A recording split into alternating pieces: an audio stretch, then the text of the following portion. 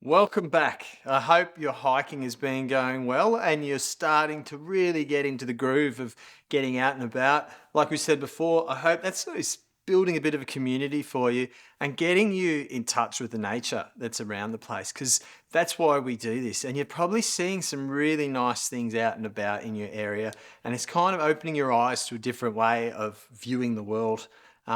And hopefully you've got out on some little trail walks and sort of exploring that side of things.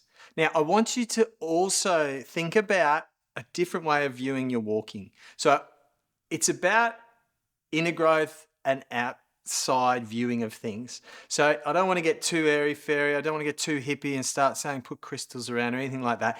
It's more about how you're looking at the smaller things. So photography is a really great way of building that childlike curiosity on things. So if you're out there and you see something, it might be a seed pod, it might be a flower, as I said, it might be an insect that you've never seen before. Just take a second, stop what you're doing, and just have a really nice close look at that. Just take some time. That's to sit sometimes. So it's not just about getting from A to B.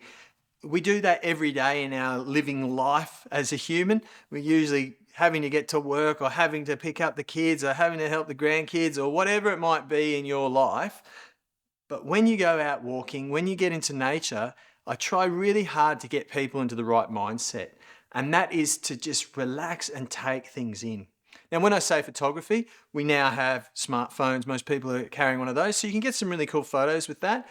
A really old school style of photography where you have a lens and a real camera, that's going to give you a whole different perspective on taking a photo because you start looking at the thing through a viewfinder is the best way, for my opinion.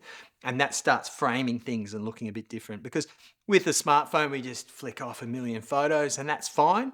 That's cool to show people, and this is what I saw out and about, or maybe to take photos of something you don't know and then go home and research that on the internet. But it's also just about getting in there and looking at something really intensely. Some people like journaling, so they bring a book along and they might come up with some great ideas of poetry. They might want to do a little sketch. Personally, in my life, I like to go out really early, just before sunrise, start doing a hike, start getting my day processes together, and that gives me some of the best inspirational ideas of what I need to get through and try some new things. This is all part of why we go walking and get that beautiful fresh air in, get the muscles moving, get your body happening. And we'll go through that a little bit more in detail about how to sort of stretch and get things all limbered up and ready to get the most out of your experiences. So, but before that, I just want to touch on some equipment that we may help you get out and about, and that's hiking poles. Now, in my experience, some people get a little bit funny about this because they kind of relate a hiking pole to an old person's walking stick. And I've been using them since I was in my early 20s. There was a trend some years back where it was Nordic walking and everyone was getting around with ski poles and they looked a little bit silly. But now that's become a kind of commonplace, particularly out on the bush trails and hiking tracks around the place. So hiking poles, I recommend them for everyone. They take a huge amount of strain out of your joints, particularly your knees. They give you great stability. I live up in the mountains, so a lot of our trails have some, slopes and things like that. So it gives a bit more stability to keep you from wanting to roll off the side. But even in, really damp conditions, it helps with moving over rocks and creek crossings and muddy sections. It knocks the cobwebs out of the way if you're the first on the trail for the day. Might be able to give your friend a prod to keep them moving on even. So we're going to talk about them. And again, like all this stuff, there's a huge range of walking poles available to you. You can go with the good old sturdy favorite stick that you find on a trail. Some people have them carved up, and that again, Gandalf, he was out there with these hiking poles way back then. So what I'm going to go through is some of the features and some of the different types that you can get out and about. Now, as I said, there's a whole range of them, and often they will come singularly, but you can buy them in pairs. And pairs are handy because it distributes the weight evenly on both sides as you're hiking about. Even if you buy them in a pair, you might wear that out. So if you're just using one, you got a spare backup or lend to a friend and things like that. So if they're suitable for you and you like the look of them and they come in a pair, get the two. This is what I normally do, and then I wear one out or I break one or something. Keeping in mind, I do this professionally, so I'm using gear until it's almost gone. So, so firstly, what we've got here, this is called Hy-Trek. It's got a good molded handle that you've got here. It's got a hand loop, so you can put your hand in there and you don't drop your stick, or you can hang it up at the end of the day. This particular model comes with this little handle here that's foam. That's usually useful for going up hills. So if you're moving through different terrain, so if you're going up a hill, if this stick's too high, you kind of always got it above you. You can move your hand down to that without having to adjust your pole, and you're going to have a nice, comfortable grip on that. Now these will extend. So you can see you set them up to the height, and they usually extend in a couple of different ways. Some of them have shock absorbing sections in them that when you push down, they take a little bit of the jarring. And you set them up to the height that your requirement is. So when I set up a hiking pole or teach people about this, there's usually a bit of confusion.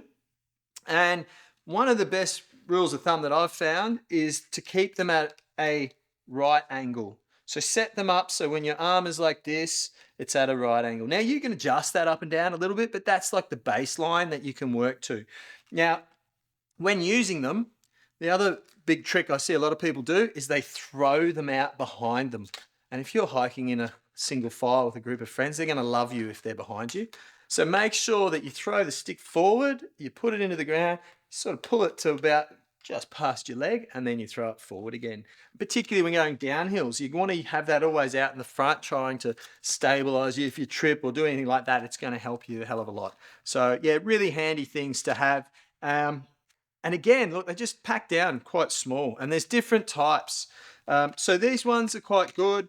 They're relatively inexpensive. They go up in price. These are $40, which is not too bad. So for a stick, $40, good investment. You've got some slightly different ones here. These are Elemental. They're quite a good stick. They look good. They have, again, you've got this adjustment, and that just screws into place. So you get it to your spot and you just tighten them up, and that just holds it where you need to have it.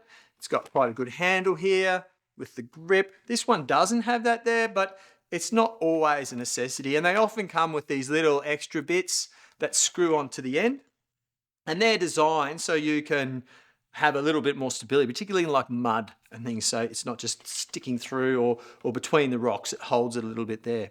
The other thing they have, most sticks have, is this end bit is a nice little rubber stopper, so that's not going to hurt anything as you're going along. And in some national parks in the US, they actually say you cannot walk without having these on your sticks because they should come off, and they've got a little carbon tip there. So really hard little tip that's going to stick into the rocks or into the ground. So the carbine rather than carbon. And so those tips there are really, really solid when you stick them into like rocky ground and things. They just hold really tight.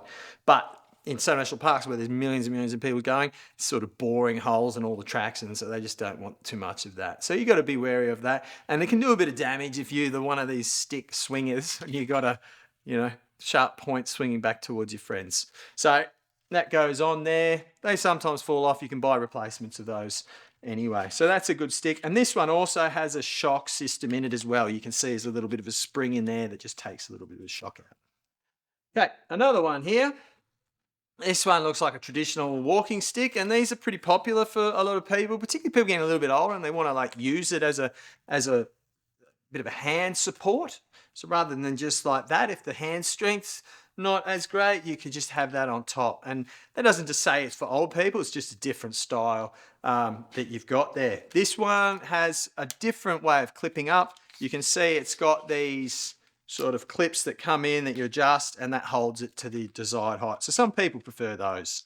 Again, screws on those end piece, and that cap comes off on the end. So that's a good one to look at as well if you like that sort of style. And that one is about $45, thereabouts. So that's the sort of money, but then you get different brands and they go up and up and up and up until you're getting carbon fiber. A style that I like, this is one of mine for when I'm doing a bit more of like international travel and lightweight, where I may not even want to use my sticks. These ones fold up. Again, it comes in a pair. These, you can see, it looks a little bit janky like that, but what you do is you just bring it all together, clips together, like so, and then adjust that up, clips into place so it can't fall apart again. And then it's got a little clipping area here that I can adjust the height. So this is a little more lightweight. Again, it's got this foam section under here so I can hold it in a couple of different spaces. And it's got a nice padded little area that's not so bad on your hand. So it's not so, just a little bit more comfortable. So that's another great one. And that one is put out by Black Diamond. So, but again, Lecky is another big brand that's around. You'll see a lot of those, and they're kind of on the higher end of the walking stick spectrum. I did mention in the last video that we're talking about your pack and like actually holding these things into place. So a lot of packs now have these little loops at the bottom.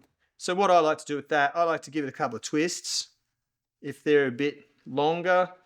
So it just hugs that stick a little bit more, and that goes in there to hold them. And particularly if they've got that other wider section that's on this bit put on, that just screws on, then they'll sit in there. And then they're strapped in like so. It clips in, and you can have two of those on your pack if you want to have your hands free, if you're walking through a town and you don't want to have them. So yeah, that's a handy thing to have out and about. So that's a review on sticks. Happy hiking out there.